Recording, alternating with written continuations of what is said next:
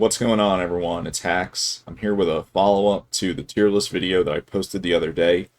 This was my official September 2023 Melee tier list. I posted this on Monday, and the video is there for anyone who's interested in the reasoning behind my tier list decisions. One thing that I want to clarify, because I did get some questions and responses in response to that video, asking about why I put so many characters in the S tier, so I'd like to clarify that. Basically, something that I'm trying to do for my tier list from now on is minimize the number of categories. And when it comes to the characters that I listed in the S tier, I pretty much think that there's an argument for a tier break after nearly every single character. Meaning, you could argue that Fox is the only true S tier characters and everyone else is a step below. I also think you could argue that Fox and Martha are the only two S tier characters and that the other four are a step below.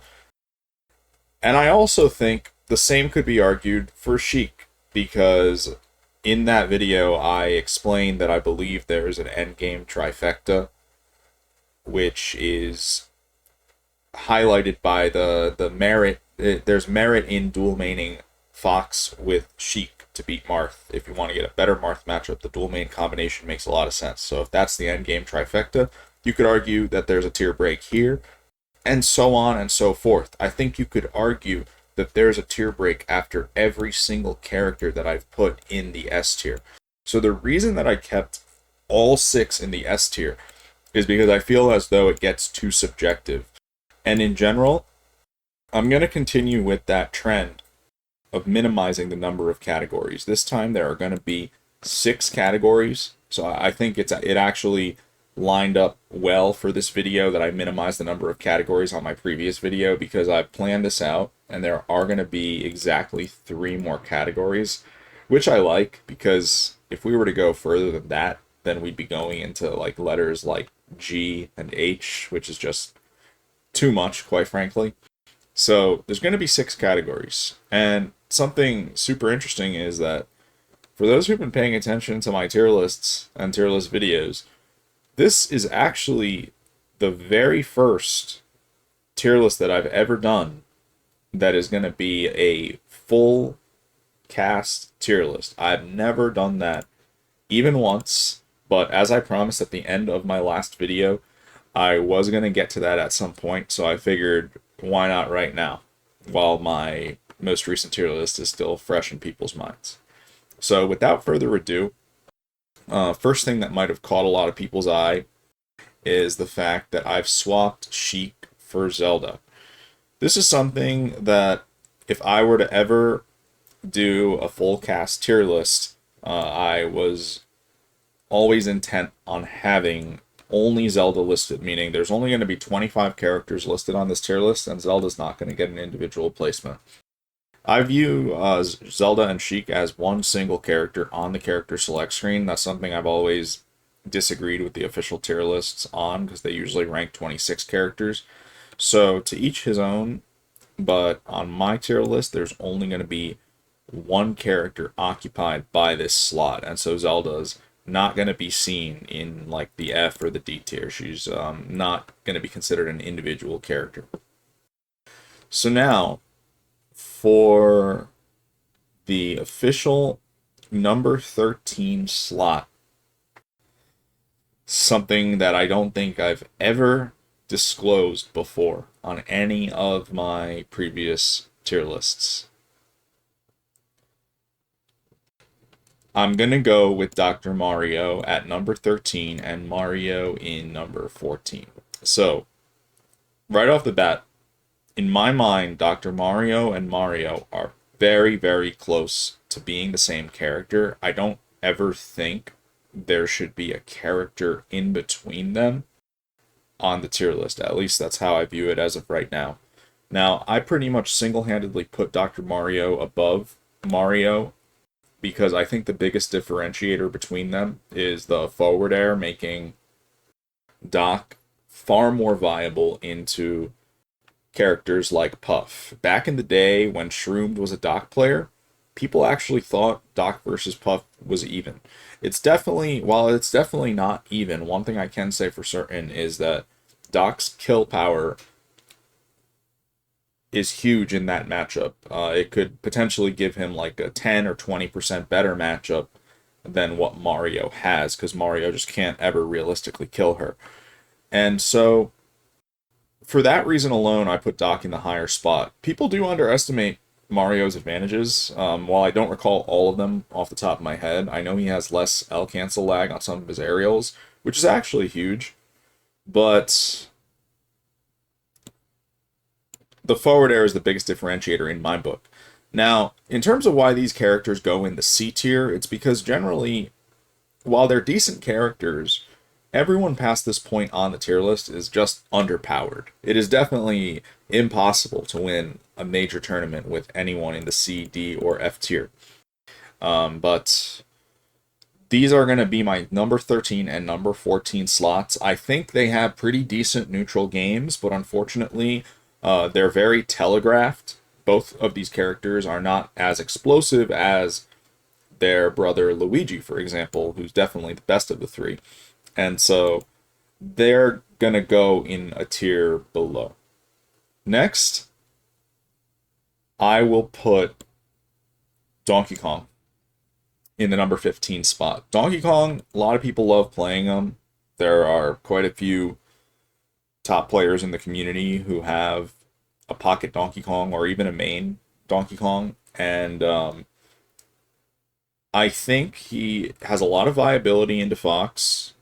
Not that bad versus Fox at all. I know AMSA ranked him highly because he's actually pretty decent into Yoshi.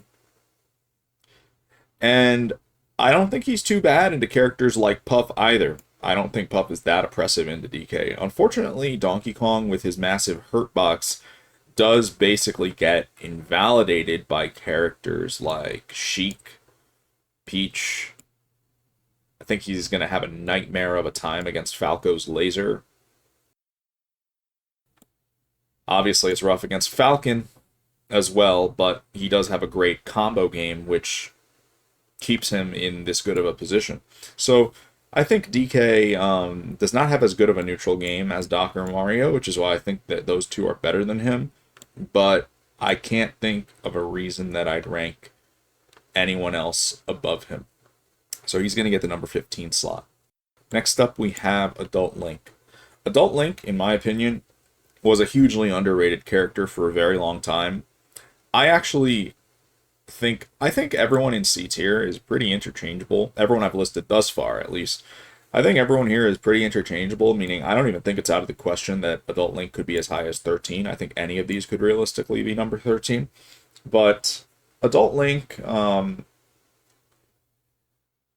he's got some good defensive tools. He's got some really good defensive tools into characters like Marth, for example. His jab is really good at keeping these characters out. Characters like Fox, Falco as well. The jab is really good. It's almost like a Peach jab in terms of the way it can keep those characters out when they short hop at you. Unfortunately, once you're on his shield, he is basically the most helpless character in the game because, unlike Samus, he doesn't have enough B out of shield to make up for the fact that he lacks a shield grab. And so from that point, Spaceys can maul him. But I think he holds his own pretty decently. He actually is very much so viable into Marth. It's almost like Yoshi, where the character's like actually not bad at all into Marth, just because any character that can't really oppress his shield is not that much of a threat to him. Like, I know Aklo dual mains Fox with Link, and he doesn't really view Link as being that bad into Marth at all. I think he actually views it as a viable, like, semi-counter pick. So just the fact that there's a top player out there that's actually doing that shows that the character has some merit. Unfortunately, there's just a lot of matchups out there that are borderline unwinnable if you're playing him, which tends to be the case for a lot of characters this far down on the tier list. Next up, Ganondorf will get the last spot in my C tier position. Ganondorf was once thought to be roughly like the 10th best character in the game. I think the game developers intended for him to be a very strong character, considering they even nerfed him in PAL. They viewed him as a character who needed nerfs, but the game devs definitely weren't foreseeing how much the game would be dominated by quick moves that have quick frame data, techniques such as ASDI down, etc. And Ganondorf is just horrible mechanically at dealing with those things. He gets completely mauled by Spacies and Sheik. He's pretty much the definitive character that you should just never lose to if you're playing well at all with those characters. But he actually has a lot of viability into the characters that can't oppress him like that. Characters like Jigglypuff, Peach, and Ice Climbers. He might even be even with Ice Climbers if you want the truth, just because of how good forward air is at separating Nana. So he gets the lowest spot in the C tier for me, because while he's completely invalidated by some of the cast to a higher degree than anyone yet in the C tier gets invalidated, he actually has a lot of viability into the characters who can't do that. So he's a niche pick, and I'm going to give him the last spot in the C tier position, which is number 17. And that's a lot worse than what people once thought Ganon was. People once thought he was like 10 or something. Definitely a lot worse than that. I know Armada was telling people early on, no, the character sucks, unviable. Unfortunately, he was right, and Ganon is definitely like a lot worse than people once thought. Let's see. Now we're going to go into the D tier. For the D tier, I'm going to give the highest position to Roy. Roy, very interesting character. The character is shockingly viable into Spacies and almost nothing else. I mean, Roy is practically unplayable into some of the floatier characters since all he has is a wet noodle. But against Spacies, he actually has roughly as strong of a neutral game as Marth, and he also has a very strong combo game because those characters don't have the floatiness that is really what just completely invalidates him. I think the next character on this list, Mewtwo, is almost like a Roy alternate in that regard. In that these two characters are shockingly viable into Spacies and then almost unplayable elsewhere. So because they're so polarized, I'm putting them in the D tier. I think Ganon, for example, is not even he is not that polarizing. I could, in a very theoretical endgame, see him dropping to D, but that seems like a little too much for now. I don't think he's invalidated by the floaties or by like a subset of the cast to the degree that Roy and Mewtwo are. But against Spacies, they're actually pretty good. So that's basically the entire justification for why I'm going to give them a D tier position. Next, in the D tier, I'll put Mr. Game & Watch. Mr. Game & Watch is interesting. Playable into Spacies once again, and I would argue he's more viable into floaties than these two are. But he's not as good into Spacies as Roy and Mewtwo. Roy and Mewtwo are actually, like, viable into Spacies. Game & Watch still isn't viable. But he's, like, better than the characters that are going to come below him, let's put it that way. Unfortunately, he just has less merit than these two overall because it's actually not that insane to pick these two into Spacies. Like, for example, I was playing Salt in Coinbox a few weeks back, and she went Roy, and I had a harder time against her Roy than her Falcon, which is pretty nuts considering the tier list gap between these two characters. Game & Watch is not going to cause you that type of problem. I think only Roy and Mewtwo could really cause you that type of problem. Game & Watch, I can't see it happening.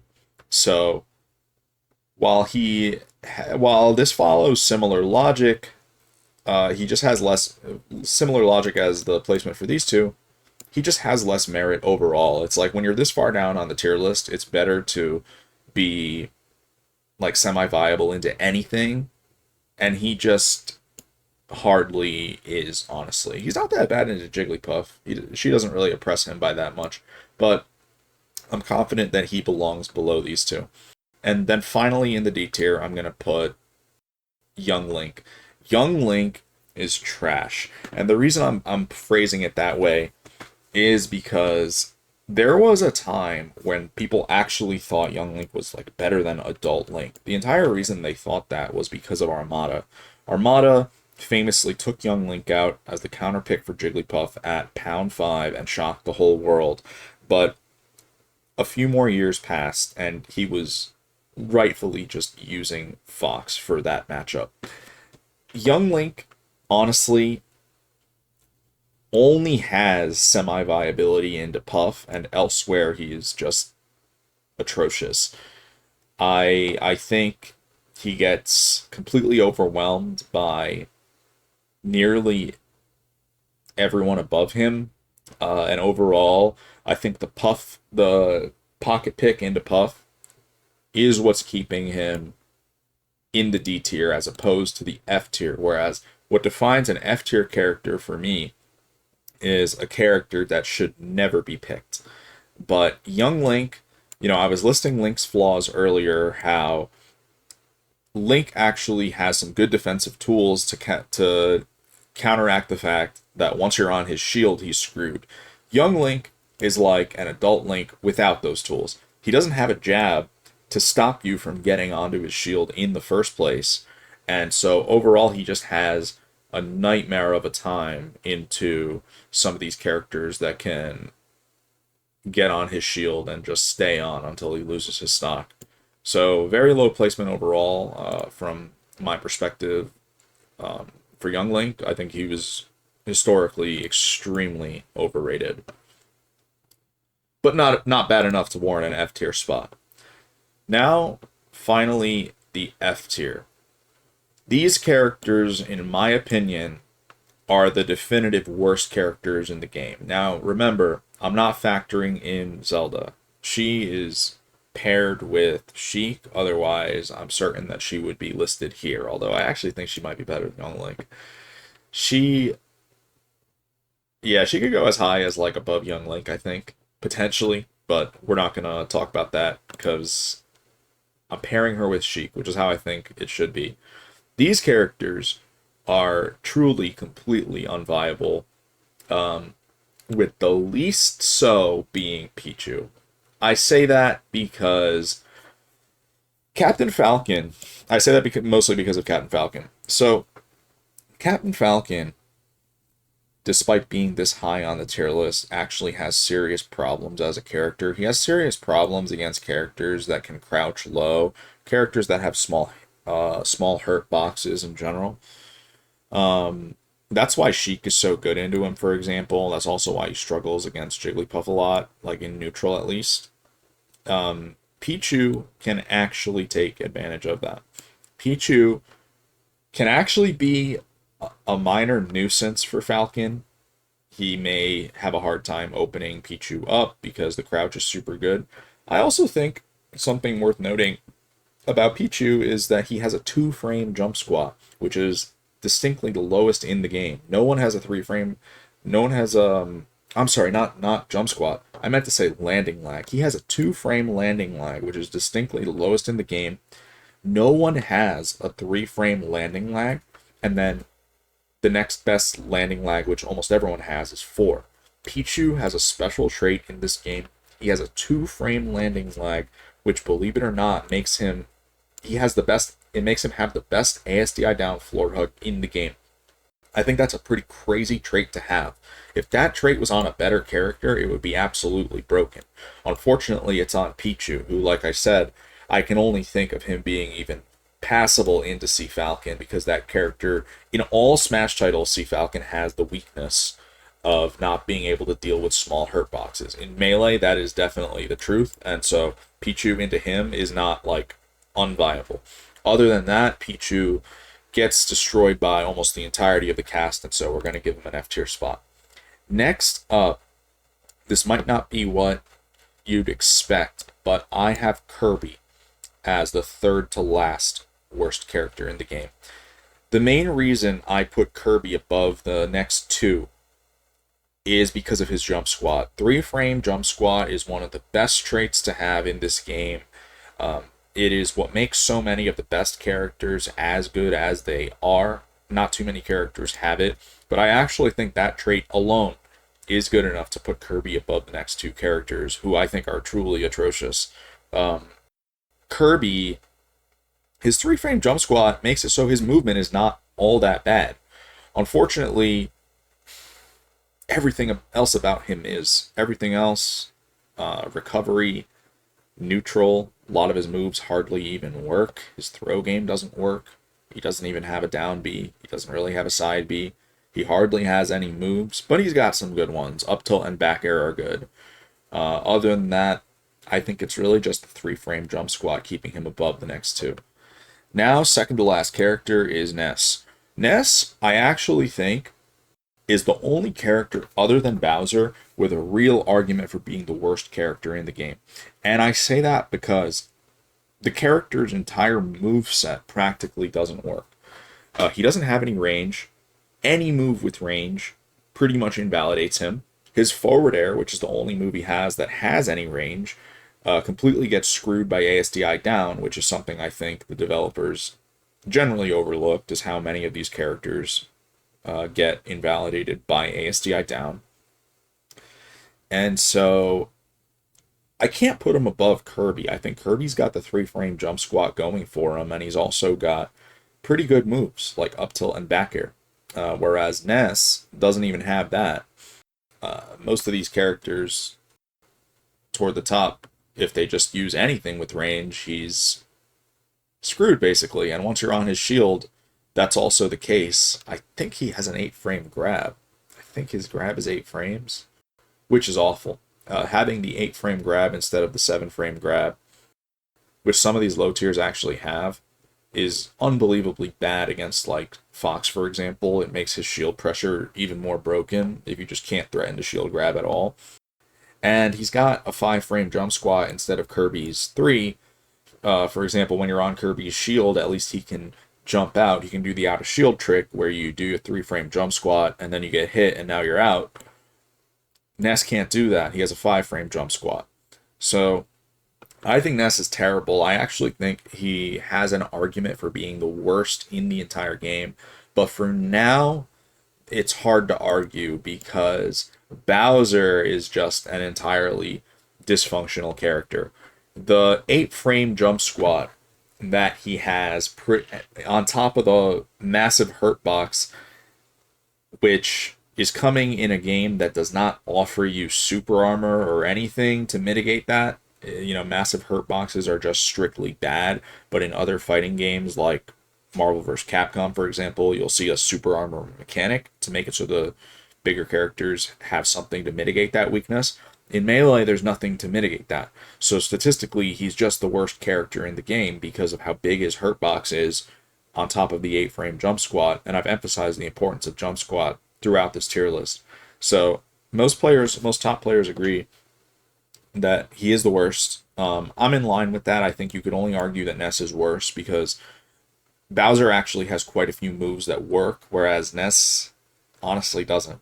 Bowser, some of these Bowser players historically have seen some success into like Fox. Moves like forward air, the running grab, the chain grab, the up B out of shield, make it so that Bowser can actually sort of compete. I don't think Ness has anything like that, which is why I don't think this is too crazy.